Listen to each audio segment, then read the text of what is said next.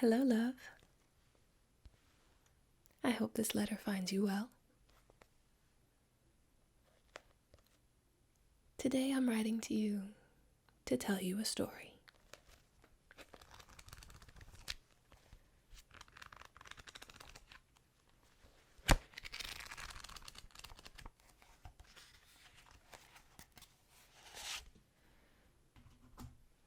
Today I want to share with you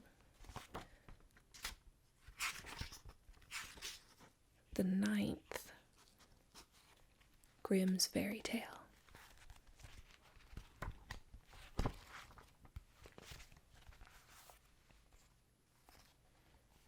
This one is entitled The 3 Little Men in the Wood. There was once a man whose wife died, and a woman whose husband died. And the man had a daughter, and the woman also had a daughter. The girls were acquainted with each other, and went out walking together, and afterwards came to the woman in her house. Then she said to the man's daughter, "Listen, tell thy father that I would like to marry him, and then thou shalt wash thyself in milk every morning, and drink wine, but my own daughter shall wash herself in water and drink water." The girl went home and told her father what the woman had said. The man said, "What shall I do? Marriage is a joy and also a torment."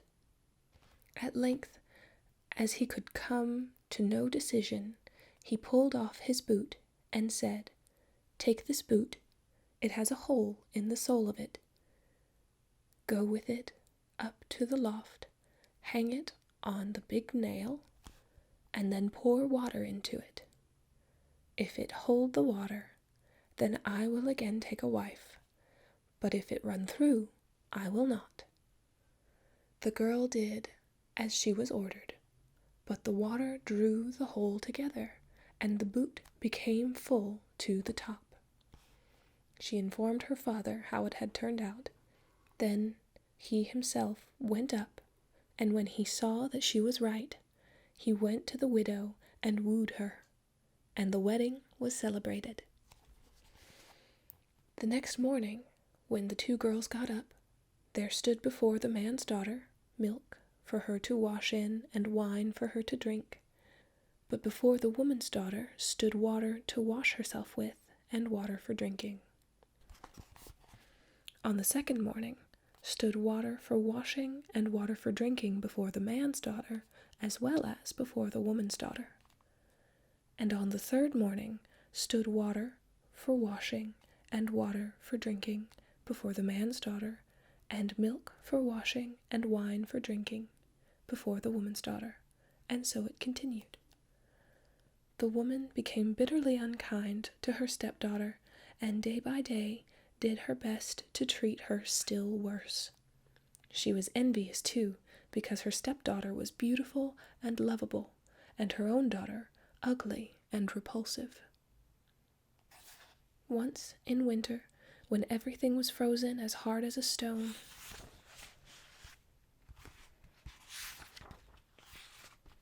and hill and vale lay covered with snow, the woman made a frock of paper, called her stepdaughter, and said, "Here, put on this dress, and go into the wood, and fetch me a little basketful of strawberries. I have a fancy for some." "Good heavens," said the girl, "no strawberries grow in winter. The ground is frozen, and besides, the snow has covered everything. And why am I to go in this paper frock? It is so cold outside that one's very breath freezes. The wind will blow through the frock, and the thorns will tear it off my body." "Wilt thou contradict me again?" said the stepmother. "See that thou goest, and do not show thy face again until thou hast the basketful of strawberries." Then she gave her a little piece of hard bread, and said, "This will last thee the day," and thought, "Thou wilt die of cold and hunger outside, and wilt never be seen by me." again.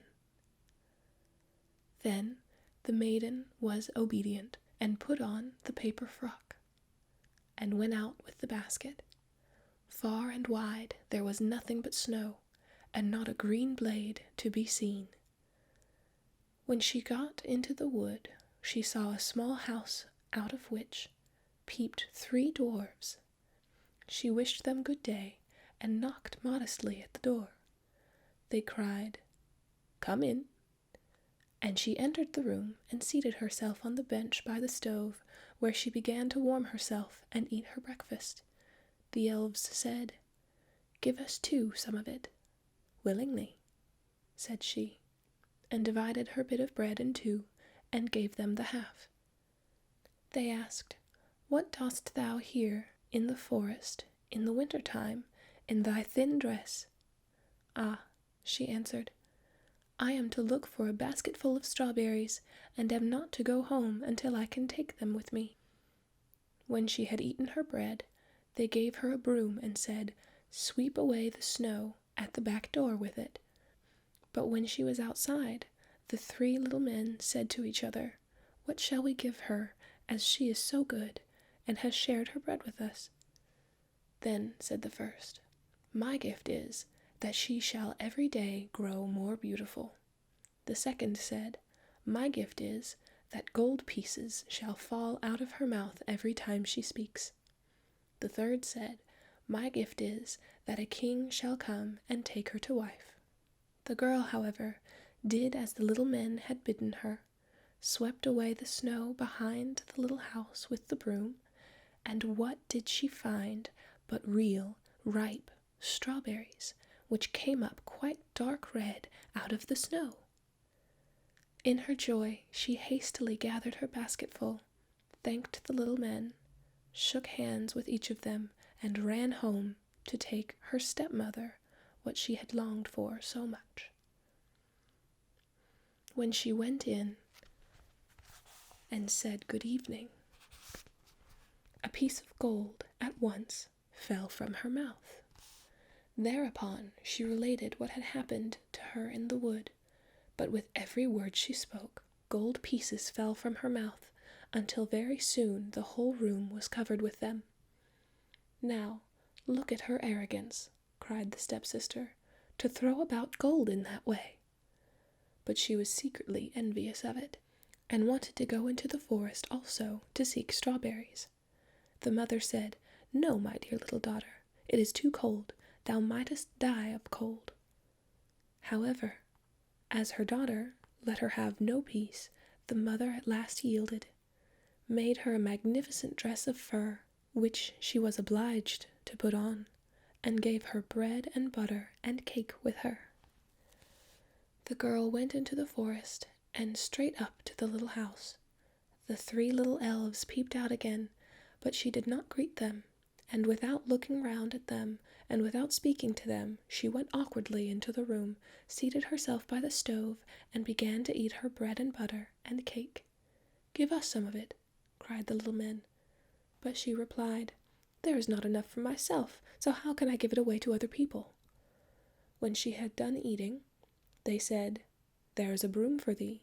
Sweep all clean for us outside by the back door." "Humph! Sweep for yourselves," she answered. "I am not your servant."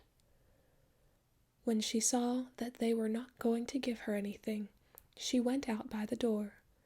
Then the little men said to each other, "What shall we give her, as she is so naughty, and has a wicked, envious heart, that will never let her do a good turn to anyone?"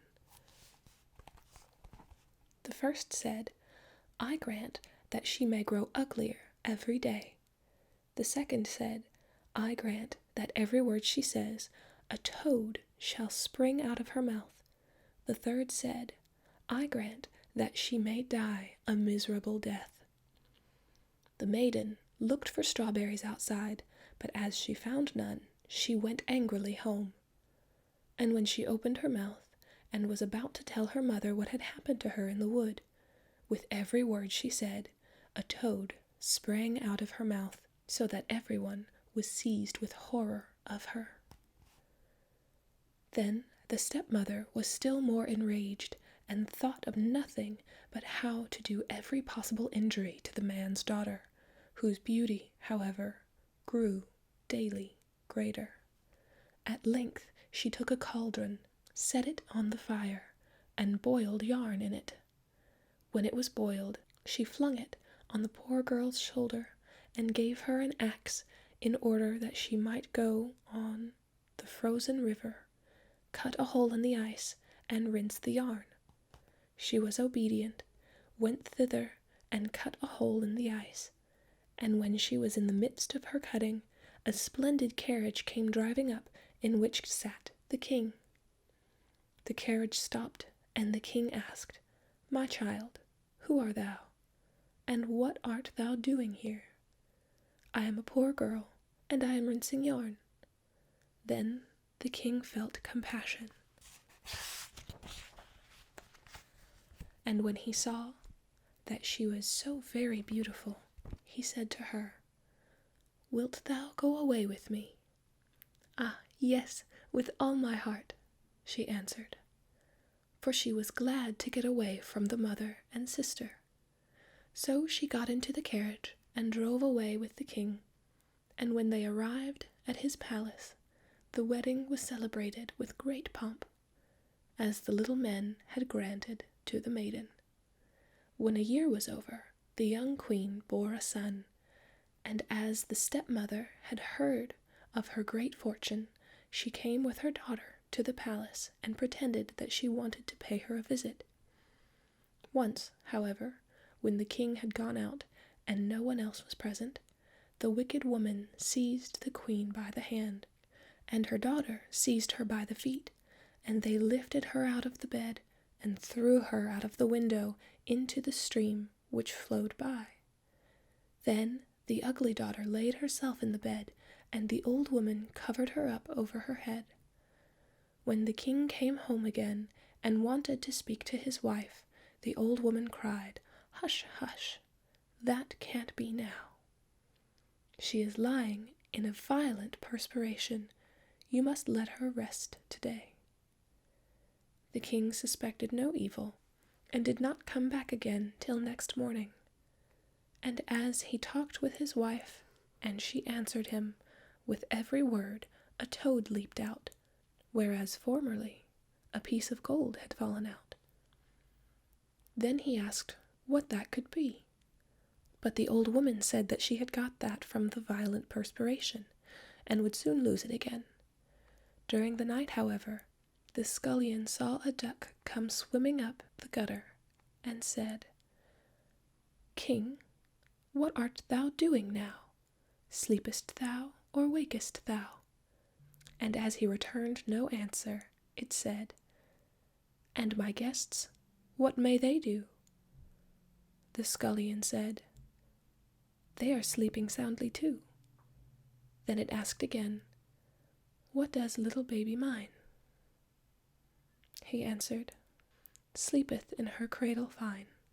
Then she went upstairs in the form of the queen, nursed the baby, shook up its little bed, covered it over, and then swam away again down the gutter in the shape of a duck. She came thus for 2 nights. On the 3rd, she said to the scullion, "Go and tell the king to take his sword and swing it 3 times over me on the threshold." Then the scullion ran and told this to the king, who came with his sword and swung it thrice over the spirit, and at the 3rd time his wife stood before him, strong, living, and healthy, as she had been before. Thereupon the king was full of great joy, but he kept the queen hidden in a chamber until the Sunday, when the baby was to be christened. And when it was christened, he said, "What does a person deserve who drags another out of bed and throws him in the water?" "The wretch deserves nothing better," answered the old woman, "than to be taken and put in a barrel, stuck full of nails, and rolled downhill into the water." "Then," said the king, "thou hast pronounced thine own sentence. and he ordered such a barrel to be brought, and the old woman to be put into it with her daughter, and then the top was hammered on, and the barrel rolled downhill until it went into the river. The end.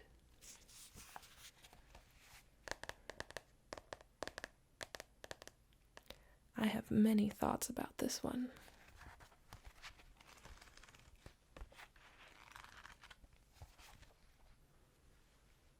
Most of them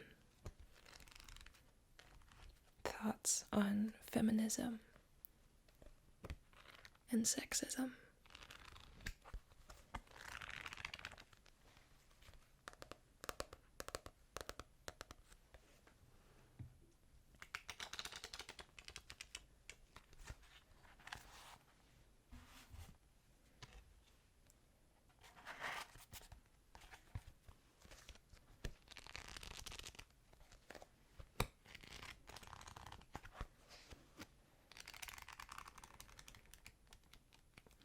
But perhaps I'll share those thoughts another time.